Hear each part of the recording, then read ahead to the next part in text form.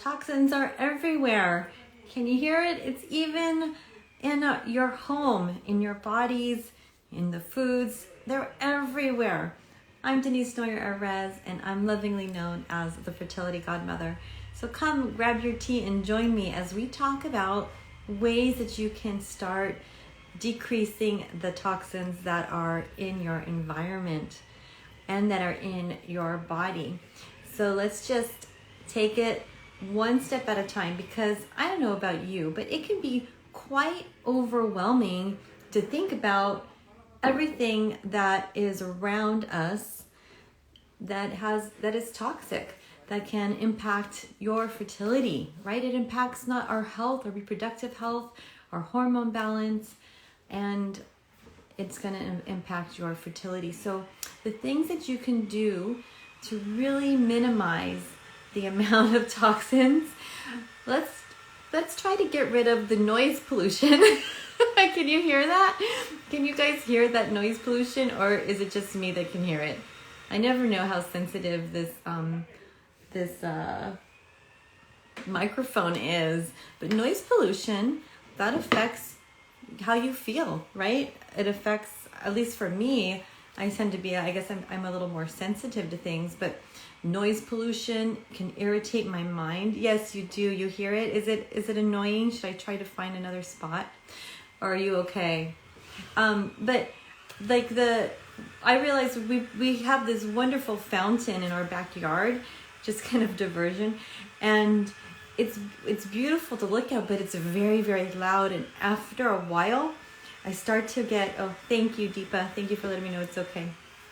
I start to get like, my nerves feel a little bit shot, right? I don't know. Do you ever feel like that? So that would be something that we would want to kind of try to minimize as much as possible, like noise pollution. Even, I wasn't going to go here, but what about our friends or our family? Sometimes we have people around us that can be toxic. They can be negative. They can be, really kind of not supportive in the way that we need to be supportive. And sometimes it's our own fault, like why we need to express to them how we need to be supportive, and we need to create boundaries about how we need things. And sometimes we have to say no so that we can say yes to ourselves, right? So I know this was a little bit different. I didn't mean to divert, but that is an important piece of the whole toxic element, right, as well. But one of the things I see a lot of, and I don't want to take it for granted, is plastics. So I still see a lot of people doing plastic containers, plastic water bottles. And one of the worst things that you can do, doesn't that feel good? Oh, it started again. One of the worst things you can do is microwave with plastic. And so one of the things I like to really encourage the people that I work with is to really try to get as much fresh foods, if you will, let's just talk about foods for a minute, as possible, because they're not going to be in that plastic container. But we think about plastics, you microwave in plastics, right? So one of the suggestions I want to recommend for you is that you take if you're going to microwave food, if you're going to use that processed food, go ahead and remove it from that plastic container and put it in a microwave safe dish or in an oven safe dish, and do it that way. And if I do it in the microwave, my trick is I wet a paper towel and I put it on top, and that way it creates some steam and it works really, really well, so that you don't have to microwave, because already it probably has been contaminated with the plastic and all the other things that are involved in processed frozen food. But at least you're not going to add more to it by microwaving in it or baking in it. So that's another place. The other thing you have to be mindful of is when you order takeout usually puts things in plastic containers. There are a few places, but it's very rare, at least what I've found, that uses paper or like a cardboard box. So, but that's really nice when they do that. But usually takeout is put in plastic containers, and if it's hot food put in plastic, it's going to cause some problems. So I'm not saying never eat out and try to avoid. I want you just to be mindful, like how often are you affected by that?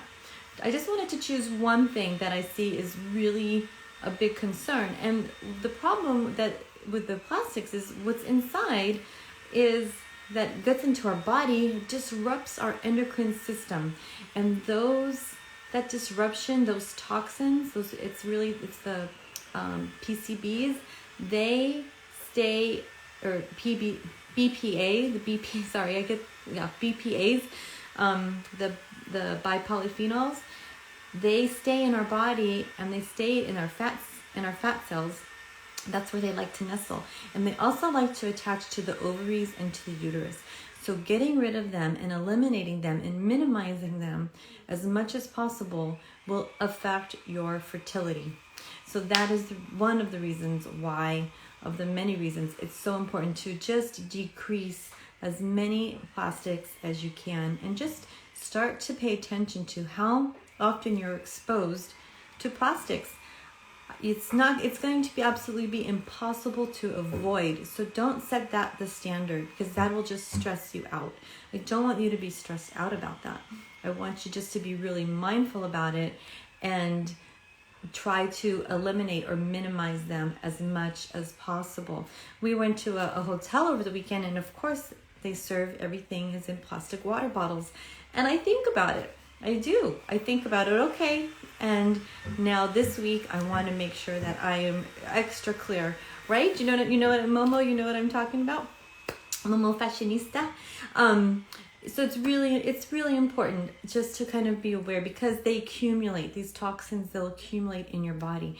And I know you want to do everything you can to get pregnant, stay pregnant, and have a healthy baby, because those toxins will transmit over through the placenta. And also when you're breastfeeding, after you do get pregnant and you want to breastfeed, that is the way we lose our toxins. We lose them through sweat, through urine, through bowel movements, and through breastfeeding, right? So those are the reasons why you want to try to eliminate it. So not just to get pregnant, but also I know you want to create the most healthy environment possible while you're creating this beautiful life. So I hope you found that helpful. Just take that one thing. I think it's one of the biggest concerns. And we're going to talk about it through this week about the other things. We can get crazy, and we need to be really observant. It's in our makeups, right? So let's just take that one piece real quick. If you just change your lotion that you're putting on all over your body, because our skin is our biggest organ, if you just change the lotion that you put on your skin, watch out for those parabens and fragrance. Those are the two main ingredients that you want to avoid in our skincare that we put on. Parabens and anything that has the word fragrance in it, because fragrance is a secret term that they hide tons of chemicals with. So I did an episode with Lori Pinsky a couple weeks ago. You can check out that IGTV or even on my YouTube channel and find out more specifically about cosmetics.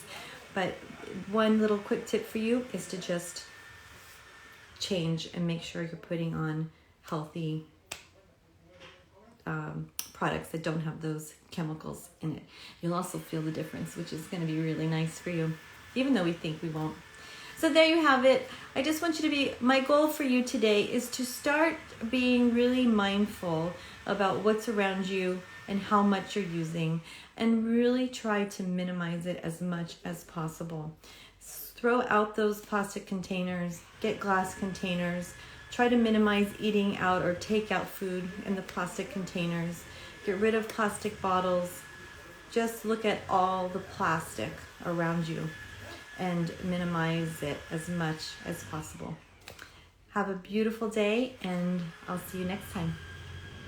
I'm Denise Noyer-Erez, and I'm known as the Fertility Godmother.